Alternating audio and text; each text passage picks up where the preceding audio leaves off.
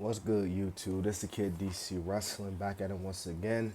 As you see by the title of the video, man, I'm giving you all my official preview and predictions for the King and Queen of the Ring tournament, the next premium live event for the WWE. Once again in Saudi Arabia. Now, this was supposed to be last year. If you remember, they had this plan for last year in Saudi Arabia around this time period, but they had changed it to the Night of Champions pay per view. But this year they're running it with King of the Ring, and you know you could tell they're really going in with this tournament. I know they did one back in 2021. They even did one back in 2015. But this is like the first time in a long time that the King of the Ring, the King and Queen as well of the Ring, they're getting their own entire pay per view name. So the tournament for both the men and women have been really good. A majority of the matches have been really good, despite the fact that we've had some people that have had to pull from the tournament due to injuries. I know the WWE has had a lot of injuries as of late, but regardless of all that, it should be a really good pay per view nonetheless. So with that being said, the first match I'm gonna cover here, man, we got Liv Morgan and Becky for the women's title. Becky won the title in the Battle Royale because of Rhea had to vacate. Liv won an opportunity. Becky was like, "Let's go." So here we are. Becky and Liv, they fought before. They've had solid matches before, so this should be no different. I would say Liv wins here because you can kind of look at Becky not holding the title for very long, you know, but at the same time, I wouldn't be surprised if Becky was to get the win here. So this is one of this is probably the only match in the card I can really look at and be like, ooh, I really don't know who's gonna win this one. But to kind of keep this short and sweet, I'm gonna just go ahead and say Becky picks up the win. Like it'll probably be a scenario where Liv gets close, but in the end, Becky just retains the title. So, but like I said, they might give it to Liv. But if again, prediction wise, I'll go with Becky to retain the title. So, and then the next match, man, we got the triple threat for the Intercontinental Championship. Chad Gable versus Sammy versus Bronson Reed. This should be a really good one. I know you got the King of the Ring matches, the WWE title match, but this should be a really underrated match on the show. Three guys are incredibly skilled at what they do. Chad has been obsessed with the title, so has Bronson Reed to an extent.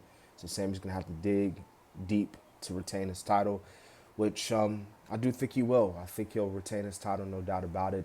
I don't see. I do think the end game could very well be Chad Gable being the one to beat Sammy. I just don't think he'll be at this pay per view. With Bronson Reed, he'll probably be the one to take the pin, but I do see this feud continuing with Chad and Sammy somehow, especially with Chad getting more ruthless and more aggressive. He's bullying his own stablemates in Alpha Academy, and yeah, but I don't see him winning this one. Cody Rhodes versus Logan Paul. There has been so much confusion on if this match is champion versus champion.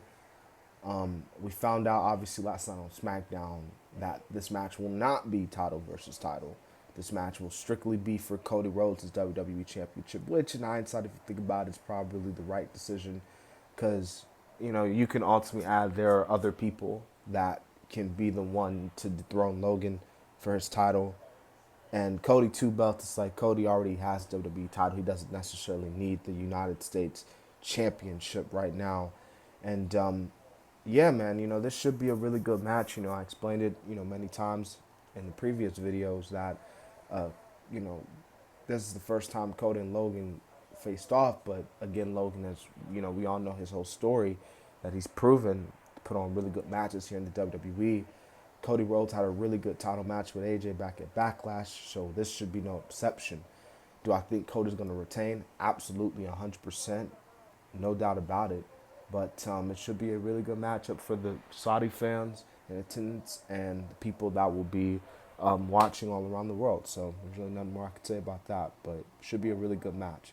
I don't know if it's going to main event the show, though, because, again, with the whole King and Queen, they'll probably be the main matches. Like, they'll probably start off with the Queen match and then main event with the King of the Ring.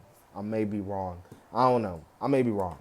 They might actually go with Cody and Logan and stuff, which is probably what they might end up doing. But Again, this is the King and Queen. So I'll end the prediction video off with talking about the Queen and the King finals. Now, we haven't officially gotten to the finals yet. We still have one more matches, obviously, on Raw and SmackDown for both the men and women. Io Sky and Lyra from Raw, Nia and Bianca from SmackDown. I'm gonna go ahead and say that it's gonna be Lyra and Bianca, not Bianca, but Nia in the finals. I think with Bianca, because she talked about it on SmackDown, how her leg is like injured and everything. I think that plays a role into how Nia beats her, and I think it'll be a shocking win if you think about it. Nia beating Bianca, what?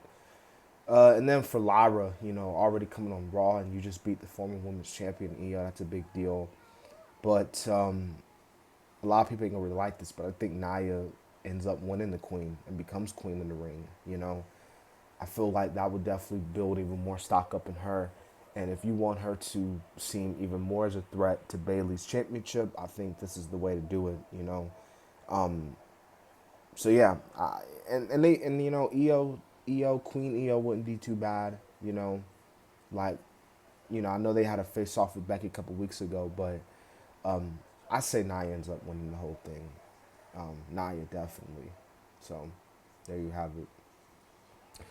So we got Gunther, Jey Uso, Randy, Tama. This is the final four. I think because everyone's tripping out, the internet's like, I don't want to see Jey Uso versus Tama Tonga. I don't think Jay's gonna beat Gunther. I think Gunther beats Jey Uso on Raw in a competitive match that Gunther wins, and you get Randy and Tama. I think how that's gonna go about. We haven't seen Kevin Owens quite a bit. Maybe Kevin Owens gets involved and causes some, you know, distractions or whatever, and that allows Randy to get the win over Tama Tonga. And Randy Orton and Gunther, that's a match you thought you'd never see. So that's an interesting matchup there. But in the end, I do think Gunther does win, and I do think he becomes the not new, but the king of the ring. Okay, so Nia, the queen, over on SmackDown, and Gunther, King Gunther on Raw. And obviously, they have established that the winner of these King and Queen tournament will be able to pretty much go after any title they want. So, if this is your way of building Gunther up to where he can eventually challenge for the world title in the summertime, especially with that Bash at Berlin pay-per-view, then I think this is the way to do it, no doubt about it. And honestly, I think Gunther would be the right choice, I feel like, for the King of the Ring, um, you know, for me personally. So, yeah, that has been my official predictions for the King and Queen of the Ring tournament. Like I said, man, overall, this should be a really good show, and I'm interested to see what they do about it.